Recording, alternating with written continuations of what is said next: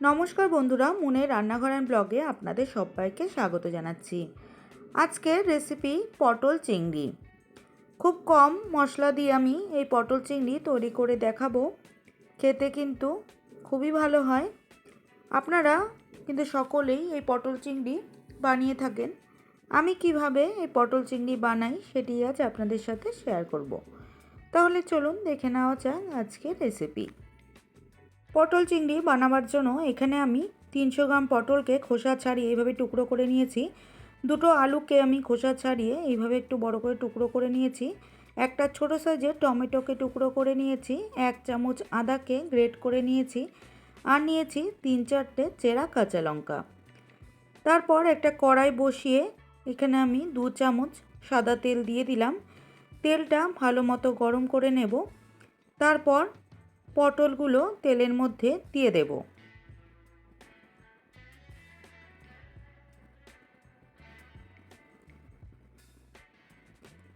পটলগুলো দিয়ে আমি ঢেকে একটু লাল করে ভেজে নেব। সামান্য একটু নুন দিয়ে দিলাম।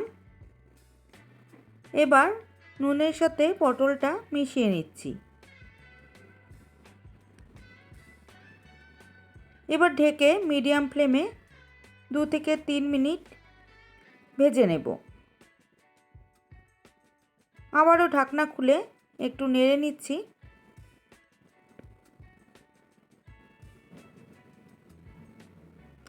এইভাবে 2-3 বার ঢাকনা বন্ধ করে মিডিয়াম ফ্লেমে পটলগুলোকে একটু লাল করে ভেজে তুলে নেব।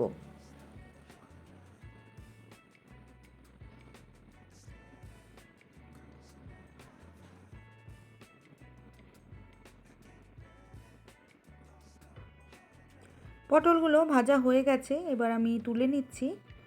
তারপর ওই তেলের মধ্যে এখানে আমি কিছুটা চিংড়ি মাছ নিয়ে নিয়েছি। এবার চিংড়ি মাছটা আমি দিয়ে দিলাম। আর দিয়ে দিচ্ছি স্বাদ মতো নুন আর সামান্য একটু হলুদ গুঁড়ো দিয়ে মাছের সাথে মিশিয়ে মাছগুলো 1 মিনিটের মতো ভেজে নেব।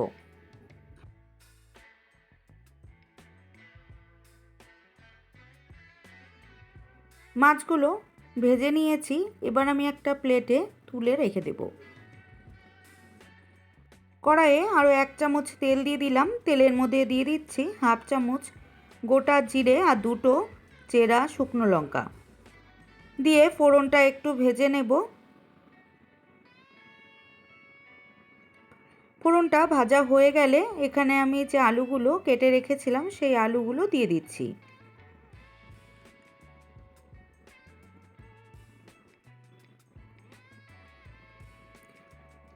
এবার স্বাদ মতো একটু নুন দিয়ে আলুর সাথে মিশিয়ে এবার আলুগুলোকে একটু লাল করে ভেজে নেব। একটু ঢেকে দিলাম। একটু ঢেকে আলুগুলোকে ভেজে নিচ্ছি।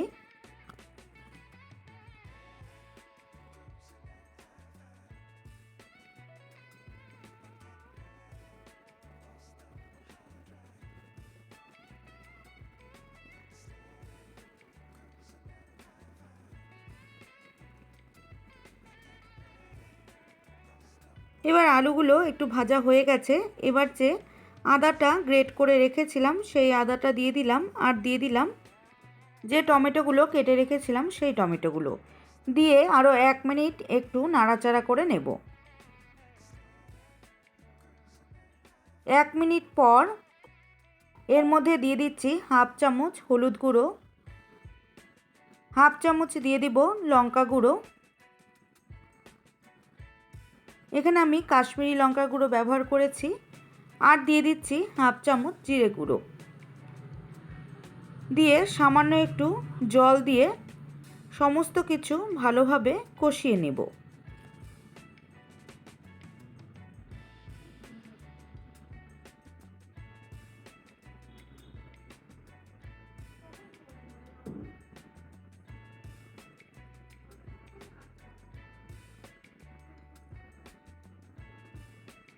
এবার ভালো মতো কষানো হয়ে গেছে।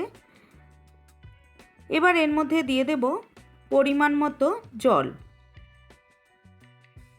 আপনারা আপনাদের পরিমাণ মতো জল দিয়ে দেবেন।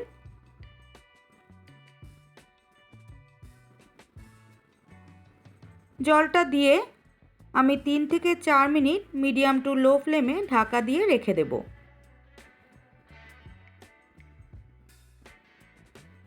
3 মিনিট পর কাঁচা লঙ্কাগুলো দিয়ে আবারও 1 মিনিটের জন্য ঢেকে রেখে দেব।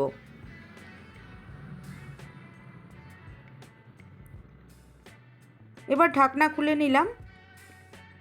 এবার দেখে নেব আলুগুলো সেদ্ধ হয়েছে কিনা। আলুগুলো কিন্তু ভালো মতো সেদ্ধ হয়ে গেছে। এবার যে পটল আর চিংড়ি মাছগুলো যে ভেজে রেখেছিলাম সেগুলো দিয়ে দিলাম। দিয়ে এবার সমস্ত কিছু ভালোভাবে মিশিয়ে নেব।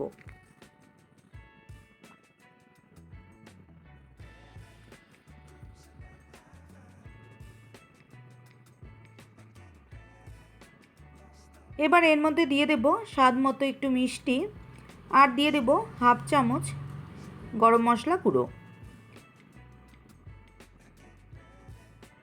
দিয়ে এবারও সমস্ত কিছু ভালোভাবে মিশিয়ে নিচ্ছি।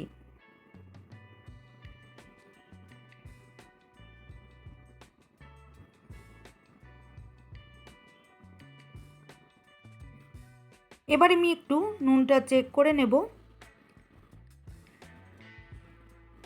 এখানে আমার একটু নুন লাগবে, তাই আর একটু সামান্য নুন দিয়ে দিচ্ছি। দিয়ে আবারও সমস্ত কিছু ভালোভাবে মিশিয়ে নিচ্ছি।